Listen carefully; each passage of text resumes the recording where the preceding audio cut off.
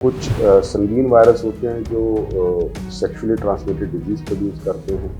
कुछ स्किन के भी वायरसेस होते हैं जो स्किन डिसऑर्डर्स प्रोड्यूस करते हैं। तो अलग अलग वायरस अलग अलग तरह से हमारे शरीर में एंटर करता है। कोविड वैक्सीन का इस्तेमाल क्यों करा गया, अगर हम पीछे जाके देखें, उस समय कोविड वैक्सीन महामारी की तरह फैली हुई थी और कोविड की वजह से ना सिर्फ एक आम आदमी की ज़िंदगी पे असर पड़ा था, परंतु तकरीबन पूरी दुनिया की इकॉनमी पे असर पड़ा था। कि क्या जो नानी और दादी के नुस्खे जो होते हैं कि अगर कोल्ड हो रहा है तो अपनी नाभि में तेल लगा लो, उससे आपको कोल्ड नहीं होगा, नाक में तेल लगा लो, सरसों का तेल लगा लो, क्या ये वाकई में फायदे देते हैं या फिर ये सिर्फ एक मेथ है? ये कुछ तो फायदा होता ही है, हम लोग सभी इस्तेमाल करते हैं। ऐसा नहीं है कि हम डॉक्टर हैं तो हम लोग ये नहीं इस्तेमाल करते हैं। तो उनके पीछे कुछ ना कुछ तो विज्ञान है जो मेरे ख्याल में आयुर्वेद में ज़्यादा अच्छा समझ सकते हैं। नमस्कार, आप सभी का स्वागत है न्यूज़ वन इंडिया के डिजिटल प्लेटफॉर्म पे और मैं हूं आपकी होस्ट और दोस्त कशिश पांडे। वैसे तो हम रोजाना सुनते हैं कि हर किसी को कोल्ड हो रहा है, फीवर हो रहा है या फिर बहुत सी बीमारी होती है, लेकिन जब हम उनसे जानने की कोशिश करते हैं कि आखिर आपको वायरल होता क्यों है, तो इसका जवाब किसी के पास नहीं होता। तो आज इन्हीं सवालों के जवाब लेने के लिए हम यशोदा हॉस्पिटल के डॉक्टर सौरभ गुप्ता के पास आए हैं। आइए आपसे ही जानते हैं कि ये सारी बीमारी होती क्यों है। सबसे पहले सर, आपका बहुत बहुत स्वागत है हमारे चैनल पे। Thank you. सबसे पहले एक ही सवाल है कि ये इसका नाम वायरल क्यों रखा गया है? देखिए, वायरस अगर हम ओरिजिनल वर्ड इंग्लिश वर्ड पे जाएं तो एक लैटिन वर्ड है जी। इस शब्द का जो मतलब होता है एक तरल पदार्थ जो पॉइजन, जहर जैसा हो। तो इससे ये शब्द की खोज हुई थी। ये लगभग, अगर मेरी मेमोरी मुझे सर्व करती है सही, तो 1940 के दशक में पहली बार ये शब्द का इस्तेमाल किया गया था। उस समय रिसर्च वर्कर ने एक रिक्टेशियल वायरस करके उस रिसर्च लैब में करा गया था और उसके पश्चात जितनी भी ये इस तरह के प्रजाति वाले कीटाणु होते हैं उन्हें वायरस शब्द कहा गया। अच्छा सर, इससे क्या क्या दिक्कतें होती हैं लोगों को? क्योंकि हम सुनते हैं कि वायरल किसी को होता है तो बहुत परेशानी होती है, तो इससे दिक्कतें क्या होती हैं? देखिए, वायरस एक बहुत बड़ी प्रजाति है, उसमें तरह तरह के वायरल इन्फेक्शन होते हैं। जो हम कॉमन समझते हैं वायरल इन्फेक्शन, वो सर्दी जुकाम वाला वायरल समझते हैं, पर वायरल इन्फेक्शन सिर्फ छाती को नहीं बल्कि कुछ वायरसेस हमारे पेट को असर डालते हैं। कुछ संगीन वायरस होते हैं जो सेक्सुअली ट्रांसमिटेड डिजीज प्रोड्यूस करते हैं। कुछ स्किन के भी वायरसेस होते हैं जो स्किन डिसऑर्डर्स प्रोड्यूस करते हैं। तो अलग अलग वायरस अलग अलग तरह से हमारे शरीर में एंटर करता है और उसके हिसाब से वो अपने स्वरूप के हिसाब से उस ऑर्गन को इफेक्ट करता है और जिस ऑर्गन को इफेक्ट करता है उस पर असर होता है। इसमें ऐसा भी कुछ है कि ये अलग अलग टाइप के होते हैं? जी बिल्कुल। उनके अगर मैंने जैसे अभी समझाया कि ये 4-5 मोटे तरह से असर करता है। छोटे बच्चों में इनफैक्ट हम अक्सर पढ़ते रहते हैं कि गोरखपुर की साइड दिमागी बुखार जो होता है वो भी एक वायरल इन्फेक्शन ही है। जो पोलियो है वो भी एक वायरल इन्फेक्शन है। स्किन की जो बीमारी है, जो चिकन पॉक्स है, वो भी एक वायरल इन्फेक्शन है। तो ऐसा कहना कि वायरस सिर्फ हमारे चेस्ट को असर करता है, क्योंकि अभी हम कोविड से निकल रहे हैं तो हमें ऐसा लगता है कि वायरल जो है वो ज़्यादातर लंग्स को असर करता है, पर ये दिमाग से लेके, चेस्ट से लेके, हार्ट से लेके, आंतों से लेके और तमाम सभी ऑर्गन्स को डिफरेंट वायरसेस असर कर सकते हैं। इसके सर सिम्टम्स क्या होते हैं कि हमें पता चल जाए कि इसको वायरल होने वाला है? देखिए, वायरल होने के पहले जो अगर सर्दी जुकाम खांसी से जस्ट पहले आपको बॉडी एक होने लगेगा, थकान महसूस होने लगेगी, कमजोरी महसूस होने लगेगी, तो जिसे हम कहते हैं वायरल प्रोड्रोम सिम्टम। मतलब आपको वायरल इन्फेक्शन के पहले शरीर कुछ इंडिकेटर करने लगता है कि आप जैसे काम कर रही हैं तो आप अचानक से थकने लगेंगी, या बहुत सारा सर में दर्द होगा, कमर में दर्द होगा, थकान होगी, खाने का मन नहीं होगा, आपका मूड खराब होने लगेगा। तो ये मोटे मोटे वायरस के सिम्टम हैं। तो इनसे हमें पता चल जाता है कि, और 24 घंटे के अंदर, हाँ जी, और 24 घंटे के अंदर वायरल के पूरे सिम्टम्स हमें आने लगते हैं। ओके। अगर कोई इंसान डॉक्टर के पास नहीं जा सकता तो वो मेडिकल शॉप से ऐसी कौन सी एंटीबायोटिक ले जिससे उसको आराम मिलेगा? देखिए, ये बहुत अच्छा सवाल है। एंटीबायोटिक क्या वायरल फीवर में देनी चाहिए? सबसे बड़ा सवाल ये है। इसका बहुत सारा जवाब है, बिल्कुल भी नहीं। एंटीबायोटिक बैक्टीरिया पे काम करती है, ना कि वायरस पे। बैक्टीरिया और वायरस अलग अलग प्रजाति हैं। जो एंटीबायोटिक का इस्तेमाल है सिर्फ और सिर्फ जब आपको बैक्टीरियल इन्फेक्शन हो तभी इस्तेमाल करनी चाहिए। वायरस के लिए एंटीबायोटिक का बिल्कुल कोई इस्तेमाल नहीं है, बल्कि उससे आपको साइड इफेक्ट्स होंगे। तो एंटीबायोटिक का इस्तेमाल नहीं होना चाहिए। तो आयुर्वेदिक और एंटीबायोटिक दोनों में से कौन सी दवाई जो है वायरल में सबसे ज्यादा असर करती है, सबसे जल्दी? देखिए, वैसे तो हमने आयुर्वेद नहीं पढ़ा होता, तो आयुर्वेद जी। की एक बिल्कुल अलग एक विज्ञान है, उसके ऊपर मेरा किसी भी तरह से कमेंट करना सही नहीं है। पर एंटीबायोटिक के बारे में डेफिनेटली मैं आपको बता सकता हूँ, और आपके थ्रू सारे देशवासियों को, जो लोग भी लोग सुन रहे हैं, कि एंटीबायोटिक का इस्तेमाल सिंपल वायरल इन्फेक्शन में बिल्कुल नहीं करना चाहिए। ओके। कोविड वैक्सीन की वजह से लोगों को आजकल बहुत ज़्यादा बीमारियां हो रही हैं। उस वक्त तो जब कोविड महामारी आई थी, लोगों ने वैक्सीन लगवाई, लेकिन आज ये सुनने में आ रहा है कि उसके बाद लोगों को सांस लेने में दिक्कतें हो रही है, हर तरह की अलग अलग बीमारियां हो रही है। तो क्या ये सही है? देखिए, कोविड वैक्सीन का इस्तेमाल क्यों करा गया, अगर हम पीछे जाके देखें, उस समय कोविड वैक्सीन महामारी की तरह फैली हुई थी, और कोविड की वजह से ना सिर्फ एक आम आदमी की ज़िंदगी पे असर पड़ा था, परंतु तकरीबन तकरीबन पूरी दुनिया की इकोनॉमी पे असर पड़ा था। जी। हर दवाई का कोई साइड इफेक्ट है, ये हम सब जानते हैं। अगर हम परसेंटेज वाइज उसको कैलकुलेट करेंगे तो ही हम समझ पाएंगे कि कितने परसेंटेज लोगों में उसका बेनिफिट हुआ, कितने में उनका नुकसान हुआ।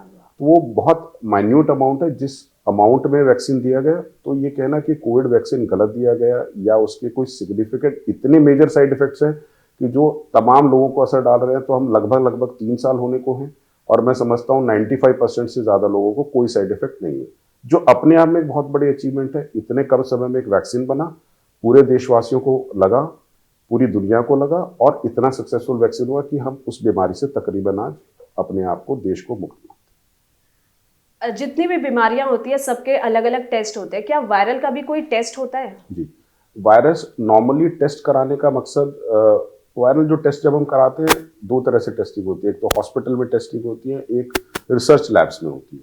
तो रिसर्च लैब्स में वायरस की टेस्टिंग जरूर करी जा सकती है, पर उसको टेस्ट एक वायरस का अगर आप नाम जान भी लेंगी, तो ज़्यादातर वायरस के लिए कोई दवा नहीं होती, पर कुछ स्पेसिफिक वायरस है जिनके हमारे पास अच्छे टेस्ट अवेलेबल हैं।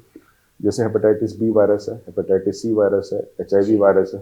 तो इन सब के हमने कॉमनली टेस्ट अवेलेबल होते हैं, क्योंकि इनकी दवाइयाँ होती हैं, एंटीवायरल दवाइयाँ, जो आपको लंबे समय तक लेनी है, जिनकी अवधि 1 साल, 2 साल, 5 साल या जिंदगी भर की हो सकती है।